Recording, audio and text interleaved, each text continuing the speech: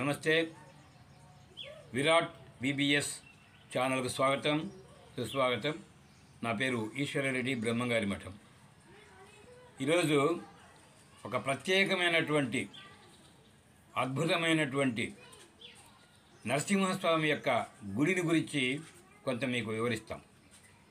ఈ గుడి ఎక్కడ ఉందంటే కొమరోలు నగరానికి 3 కిలోమీటర్ల దూరంలో ఇడమకల్లు అనేటువంటి ఒక గ్రామం ఉంది. చాలా ప్రశస్తి చెందినటువంటి గ్రామం, పూర్వం అది. ఆ చుట్టుపక్కల గ్రామస్తులందరూ కూడా ఏ వస్తువు కావాలన్నా, ధనం కావాలన్నా, అప్పు కావాలన్నా ఆ గ్రామంలో వచ్చి చెట్టిగారి దగ్గర అప్పు తీసుకొని పోయేంత గొప్ప గ్రామం ఆ ఊరు. ఆ ఊరికి దక్షిణం వైపున ఓ పెద్ద కొండ ఉంది. అది కొండ కాదు, ఒక బండ, రాయి అన్నమాట, ఒకటే శిలతో. దాని మీద నరసింహస్వామి దేవాలయము చాలా వందల సంవత్సరాల నుంచి ఉందన్నమాట. ఆ గ్రామస్తులందరూ కూడా ప్రతి సంవత్సరము అక్కడ ఉత్సవాలు నిర్వహిస్తుంటారు. ఆ స్వామి యొక్క చరిత్ర చాలా అద్భుతంగా చెప్తారు అక్కడ. ఎందుకంటే నరసింహస్వామి అనగానే మనకు ఉగ్ర నరసింహస్వామి. ఆ కొండ మీద వెలిచినందువలన ఆయన ఎన్నో మహిమలు చూపారని చెప్పని గ్రామస్తులే కాకుండా మిగతా అందరూ కూడా చెప్తుంటారు. ఆ స్వామి పేరు మీదనే ఆ చుట్టుపక్కల వాళ్ళందరికీ కూడా నరసింహారెడ్డి, నరసమ్మ, నర్సిరెడ్డి ఇట్లాంటివన్నీ పేర్లు చెప్పుకుంటారంట. చుట్టుపక్కల తప్పనిసరిగా ఆ దేవస్థానం దగ్గరికి వచ్చి తలనీలాలు సమర్పించుకుంటారంట.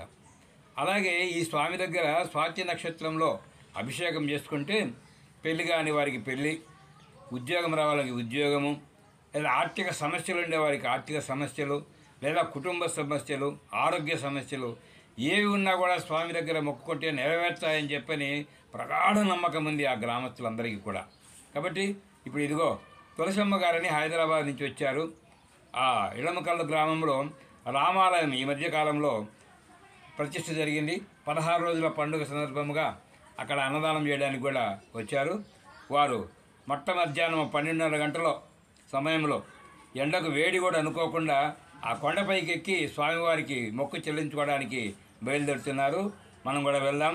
వారి ద్వారా ఆ నరసింహస్వామి మహిమలు కూడా కొన్ని మనము తెలుసుకుందాము. రండి తులసమ్మ గారు, రండి పైకి వెళ్దాం కొండ మీదకి. 3 గంటలకు వచ్చాలేమో పోదామన్నాడు అయ్యని అడిగితే, 3 గంటలకు ఎందుకు నీతో దేవుడు అందరినీ. నరసింహస్వామి దేవాలయానికి పైకి ఎక్కుతున్నారు తులసమ్మ గారు, అనసూయమ్మ గారు. బృందమా?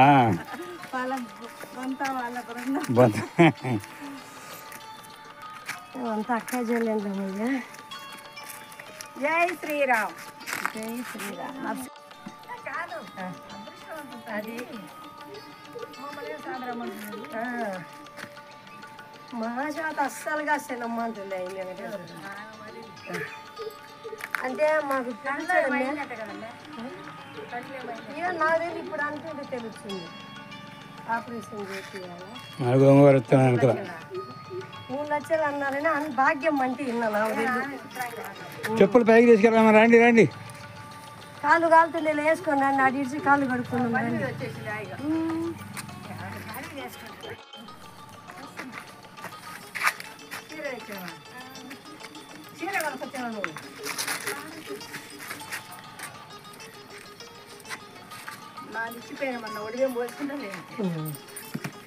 జై శ్రీరామ్. యూట్యూబ్లో అందరికీ పెడతారు. అందరికీ కాదు, ముందు అమెరికాకు ఆపక్కగలండి ఎదురుగా. ఓం హర.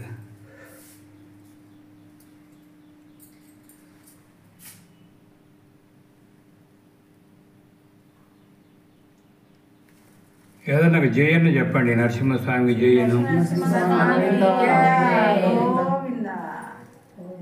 స్వామితో మాట్లాడు, చెప్తాడు దాని గురించి. ఈ నరసింహస్వామి గుడిలో ఒకసారి చిన్నప్పుడు అదేదో దొంగతనం జరిగిందంట. విగ్రహాలు లేపి ధనం ఉందని చెప్పని చాలామంది ప్రయత్నించారంట. ఏమిటమ్మా ఆ సంఘటన? నాణ్యాల కోసం స్వామిని లేపేసి ఆ నాణ్యాలు తీసుకొని వెళ్ళి ఈ విగ్రహాన్ని కూడా ఎక్కడో అమ్ముకున్నారు అంట తీసుకెళ్ళి విగ్రహాన్ని కూడా. కానీ ఆ ఊరు ప్రజలు ఈ విగ్రహం పోయిన తర్వాత వాళ్ళందరూ ఆ ఊరికి గ్రామానికి మంచి జరిగిందని మళ్ళీ ఇక్కడ గ్రామస్తులు పోయి చూసి ఈ స్వామి మా స్వామి అని ఇవ్వమంటే వాళ్ళు ఇవ్వమన్నారంట.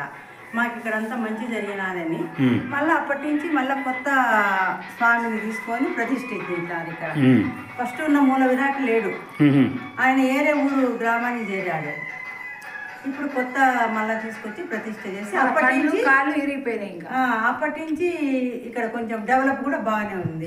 మళ్ళా కొండ దొంగతనం జరిగిన వాళ్ళకి ఏం జరిగింది? వాళ్ళందరికి కాళ్ళు అప్పుడే వెంటనే చూపించారంట స్వామి మహిమ వాళ్ళందరికి. స్వామి వెంటనే వాళ్ళకి జరగాల్సిన శిక్ష ఆయనే పెట్టి. కాబట్టి స్వామి వారి దగ్గర ఎలాంటి అపకీర్తి జరిగినా మనం ఆయన దగ్గరికి వచ్చి అనకూడదు. ఆ వాకు కూడా అది ఫలిస్తదంట ఆయన దగ్గర. అంత శక్తిమంతుడు ఆయన ఉగ్ర నరసింహ స్వామి. స్వామి సో ఈ చుట్టుపక్కల గ్రామాలన్నిటికీ కూడా స్వామి కాపాడుతూ రక్షిస్తూ ఉంటాడు. ఎందుకంటే ఈ కొండ మీద చివరి ఉన్నారు కాబట్టి చుట్టుపక్కల ప్రాంతం చుట్టూ 20 కిలోమీటర్ల దూరం ఎటు చూసినా మనకు కనిపిస్తుంది. ఎంట్రుకలు వాళ్ళు ట్రాక్టర్లు వాహనాలు తీసుకొని వచ్చి ఇక్కడ నైట్ ఉండి ఉదయం ఇక్కడ ఏమి సౌకర్యాలు లేకపోయినా వాళ్ళు అన్ని వేసుకొని వచ్చి ఒక్కోసారి మేము వాళ్ళకు స్థానం ఏర్పడి వాళ్ళము మా ఇంట్లో పూర్వము వాళ్ళకి అన్ని ఏర్పాట్లు సదుపాయాలు కల్పిస్తే వాళ్ళు ఇక్కడ వచ్చి వాళ్ళ పిల్లలకి ఎంట్రుకలు పుట్టెంట్రుకలు తీసుకొని ఈయన పేరు పెట్టుకొని వాళ్ళు ఈ గ్రామం కన్నా కూడా చుట్టుపక్కల వేరే గ్రామాల నుంచి వచ్చేవాళ్ళు పూర్వం ఒకప్పుడు మేము చిన్నతనంలో. ఇక్కడ వచ్చి వాళ్ళు కొంతమంది భోజనాలు వండి టెంట్లు వేసుకొని భోజనాలు ఏర్పాటు చేసుకొని వాళ్ళు ఇప్పుడు ఆ రూమ్లన్నీ కట్టించారు కింద మొత్తానికి ఇడమకల్లో నరసింహస్వామి యొక్క గొప్పదనాన్ని వివరించుకున్నారు ఈ భక్తులు. కాబట్టి ఎక్కడైనా కూడా ఏ పల్లెల్లో ఉన్నా మీ కోరికల కోసము ఈ నరసింహస్వామి యొక్క గుడికి వచ్చి ప్రార్థన చేసుకొని అభిషేకం చేయించుకుంటే మీ కోరికలు ఫలవంతం అవుతాయి. మా ఇంట్లో పేరు కూడా ఆల్మోస్ట్ మా జయనాని పేరు నర్సిరెడ్డి, మీ ఆయన పేరు నరసింహారెడ్డి, మా అత్త పేరు లక్ష్మీ నరసమ్మ, మా జయనాని నర్సిరెడ్డి. అది అంటే మా కుటుంబం అంతా అంటే అప్పుడు ట్రస్టీ 4 తరం నుంచి కూడా ట్రస్టీ ఈ తరం నుంచి కూడా మీ అందరి ఇలవేల్పు ఇంటి ఇలవేల్పుగా కలుగుతున్నారు. అంతే మా ఇంటి దేవుడు ఆయన. మగ పిల్లలు ఉన్న వాళ్ళు మాత్రం మా ఇంట్లో వంశంలో కంపల్సరీ మాకు కూడా మొదటి సంతానానికి మా నాన్న కూడా నర్సిరెడ్డినే పెట్టినాడంట ప్రతి మొదటి బాబు. అయితే ఇప్పుడు మా ఇంట్లో మగ పిల్లలు పుడితే వంశంలో ఇవ్వాలి కంపల్సరీ. ఇక్కడ ఇవ్వట్లేదు మా పిల్లలు, ఎవరు చెప్పినా వినట్లేదు. అంటే మీ సంతానం అంటే మీ దప్పి వాళ్ళకైతే వచ్చేది, మీరే వాళ్ళకి గురించి సంతానం అంటే మా ఇంటి వాళ్ళు, మా ఇక్కడ కొంత వాళ్ళ పిల్లలకి మగ పిల్లలు వంశానికి వాళ్ళ దేవుడు కదా, ఇంటి నర్సిరెడ్డి కదా, అందాన వాళ్ళ ఇంటి గ్రామ దేవత కదా. కాబట్టి వంశాపచారం మీరు మీ పిల్లలకి కూడా ఈ విషయం తెలపాలమ్మా. వేరే ఊళ్ళ నుంచి వచ్చే ట్రాక్టర్లు బండి లారీ మేము చిన్నప్పుడు అయితే వచ్చి మేము పుట్టెంటుకలు చేపించడము ఇవన్నీ కూడా మీరు మీ పిల్లలకు మీ మనమల్లకు తెలిపి చేపియాలి. అక్కడ పడుకోవడానికి సంతోషం ఎగురుతుంటే వాళ్ళు వచ్చినట్టు ఇంటికి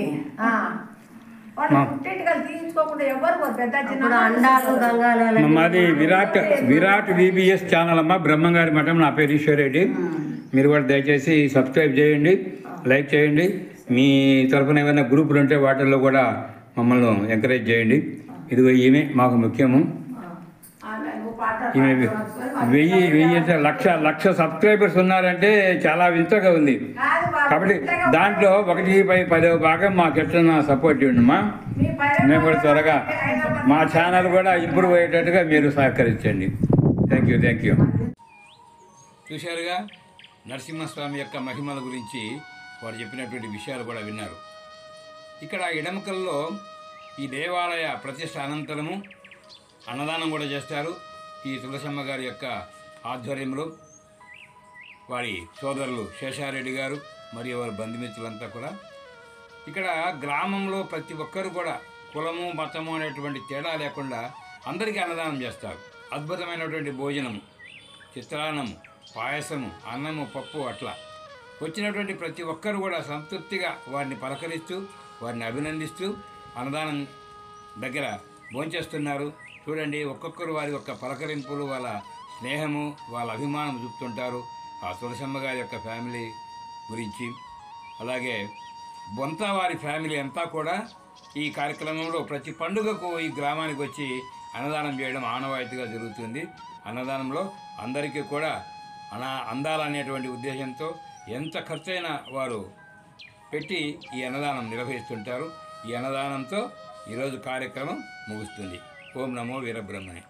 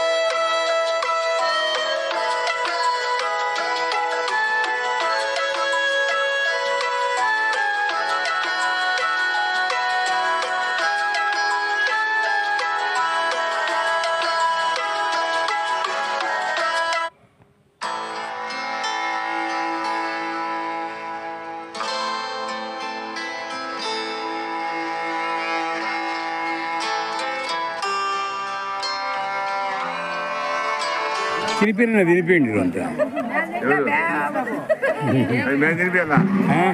అక్కకు తినిపించలేవా? మరి మీరు వాళ్ళకి తినిపించడమో వాళ్ళు మీకు తినిపించడం ఏదో ఒకటి చేయొచ్చు. చూడు అక్కకు నేనంటే మళ్ళీ చూడు, మళ్ళీ నేను తినిపించండి ఒప్పుకోదు మళ్ళా.